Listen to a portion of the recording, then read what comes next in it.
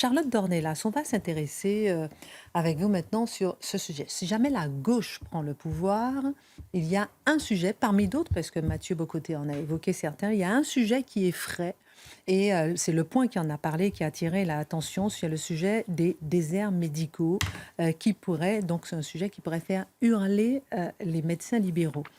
De quoi s'agit-il? Et on va un peu pousser un peu plus loin pour bien comprendre ce qui se passe. Alors, c'est vrai que le journal Le Point s'est penché sur cette mesure en particulier, parce que vous savez que on a parlé de peu de sujets dans les différentes campagnes qu'on a eues récemment, mais celui des déserts médicaux finit par s'imposer extrêmement régulièrement, parce qu'il inquiète une partie significative de la population française, certes pas la population parisienne, mais ailleurs qu'à Paris, c'est vraiment un Hmm. sujet qui revient en force et extrêmement régulièrement. Il symbolise par ailleurs, le sujet du désert médical symbolise l'abandon ou la dépossession dont beaucoup parlent de toute cette France qui voit l'État s'éloigner en permanence et à peu près sur tous les sujets, évidemment sur celui de la santé aussi. C'est un sujet d'autant plus inquiétant qu'il y a déjà un désert médical constaté sur une partie vraiment forte du territoire et que le nombre de départs en retraite ces prochaines années va accentuer le phénomène. Aujourd'hui, le Conseil de l'ordre chiffre la moitié des médecins à plus de 55 ans. Donc vous voyez que les départs en retraite vont se faire rapidement. Et même la question du numerus clausus, aujourd'hui, former un médecin, c'est 10 ans d'études. Donc vous voyez que là, à court terme, c'est vraiment un sujet extrêmement important. Alors évidemment, chacun a proposé, chacun dans la vie politique, dans le monde politique, a proposé ses idées pour y remédier de manière assez naturelle. Et évidemment, comme le nouveau Front populaire est arrivé en tête, qu'il aspire à gouverner aujourd'hui, je renvoie à la chronique de Mathieu, il aspire fortement à gouverner aujourd'hui, évidemment, leur proposition est étudiée de près. Et beaucoup de médecins ont en effet mis en garde contre ce qu'ils appellent la fausse bonne idée du nouveau Front populaire. Alors, de quoi parle-t-on ?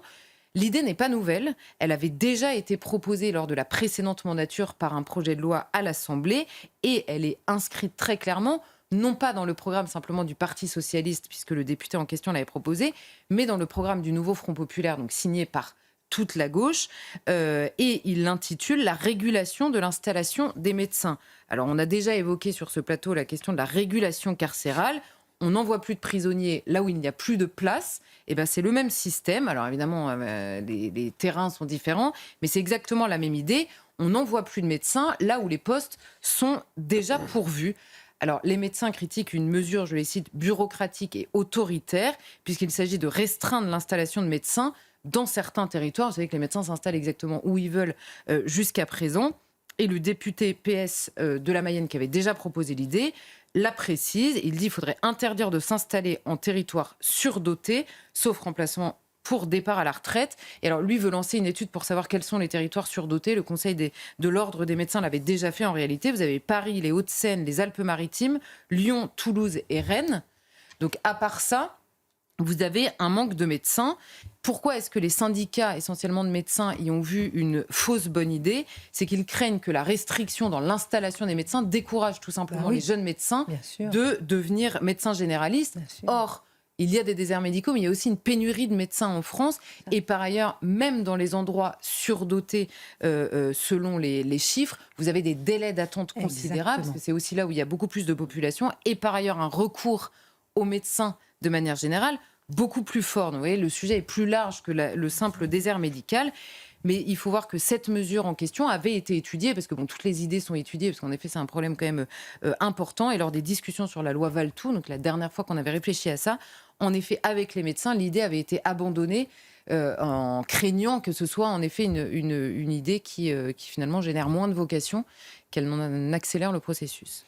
Mais comment répondre, Charlotte Dornelas, à cette inquiétude légitime de déserts médicaux? Il faut bien trouver une solution. Alors déjà, je pense qu'il faut réaliser le désastre que ça représente en France, et notamment les maires ruraux alertent extrêmement régulièrement sur ce problème. Alors je vais vous donner quelques chiffres. Il y a 8 millions de Français aujourd'hui qui vivent dans un désert médical total, c'est-à-dire minimum entre 45 minutes et 1 heure de voiture, hein, d'où la question de l'essence qui s'invite. Hein, les Gilets jaunes ne sont pas partis de l'essence pour rien. Par exemple, sur ce sujet, pour avoir un médecin, tout simplement. Les habitants des campagnes, par ailleurs, en France, consomment 20% de services hospitaliers en moins que ceux des villes. Alors, ceux des villes, parfois on consomme trop, Mais par ailleurs, on constate, c'est le Conseil de l'ordre qui le constate, qu'ils vivent aussi en moyenne 2 ans de moins. L'espérance de vie est 2 ans inférieure également dans les campagnes. Et il manque de médecins généralistes dans plus de 11 000 communes en France, c'est-à-dire 1 sur 3 quand même. Et nous avons seulement 8 000 nouveaux praticiens qui sont formés par an, contre 13 000 en 1970. Et les départs à la retraite en parallèle ont été multipliés par 6 en seulement 10 ans. Donc on a une population de médecins qui est vieillissante. Alors devant ce constat-là, il y a beaucoup d'idées qui arrivent sur la table. L'actuel gouvernement avait par exemple attribué des compétences plus larges aux infirmiers et aux pharmaciens qui sont beaucoup plus présents dans cette France des déserts médicaux. Le Rassemblement national, on en avait parlé, proposait lui d'exonérer d'impôts les médecins en retraite qui cumuleraient l'emploi-retraite, donc des jeunes, des médecins, des jeunes retraités, qui cumuleraient, donc qui reprendraient l'emploi. Certaines communes demandent par ailleurs de pouvoir salarier des médecins, précisément, notamment ceux qui partent à la retraite.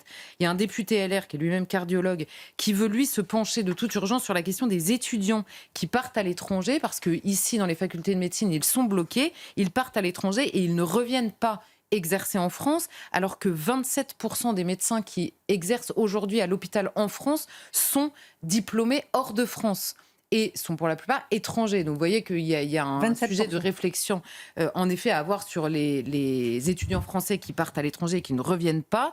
Il y a la question de l'incitation financière qui avait été mise en place en 2022, mais certains maires, là encore, vous voyez, parfois ce qui a l'air d'être une bonne idée se révèle sur le terrain moins bon. Certains maires disent, il y en a qui sont venus, qui ont pris la prime et puis finalement qui sont repartis. Donc c'est pas forcément, la question de l'installation est plus lourde que ça, on va dire. Et Jérôme Marty, qui est le président d'un syndicat, a rappelé une évidence dans ce débat qui, à mon avis, est absolument importante à prendre en compte, notamment quand le politique se penche là-dessus. Il dit, en réalité, il n'y a pas 2 déserts médicaux identiques. Chacun d'entre eux est comme une empreinte digitale unique. Pour trouver une solution, il faut donc regarder finement la réalité de ces territoires.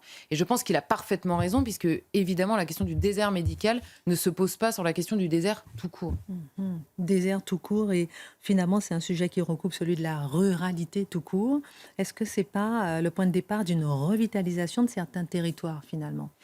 C'est un peu le cercle vicieux, cette question-là, si elle n'est pas posée, en effet, d'abord, selon la question de l'endroit exactement où on se trouve, et des atouts et des manques de ces endroits en particulier. Pourquoi est-ce que je dis c'est un cercle vicieux, c'est que, en effet, le médecin est un ressort de vitalité.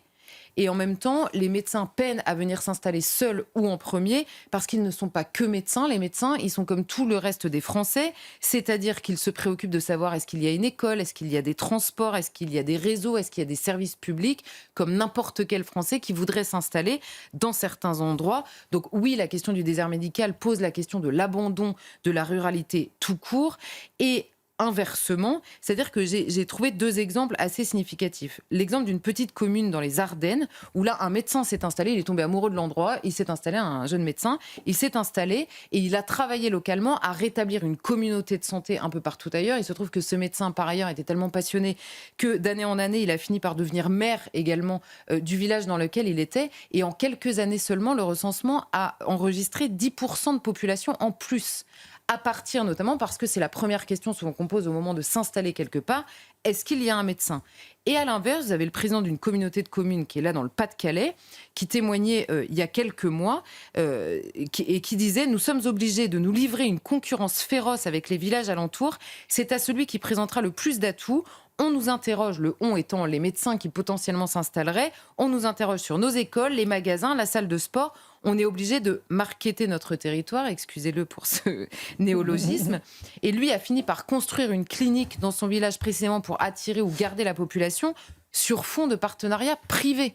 Donc vous voyez qu'on en arrive quand même à des situations un peu ubuesques. Bref, l'obligation seule de s'installer ici ou là quand vous êtes un médecin libéral ne résoudra évidemment pas la question infiniment plus large de la ruralité qui se pose, sur l'attractivité de la ruralité qui se pose. On pourrait poser la question des professeurs, des écoles, absolument tous les sujets. Exactement penser à ça, les professeurs Bien envoyés sûr. ici ou là, et finalement ils refusent de pratiquer le métier. Et plus de 3100 enseignants qui ne trouveront pas des postes à pourvoir. Donc on parle souvent des problèmes de la France qui, eux, s'invitent en ruralité, mais les solutions, un peu moins, malheureusement.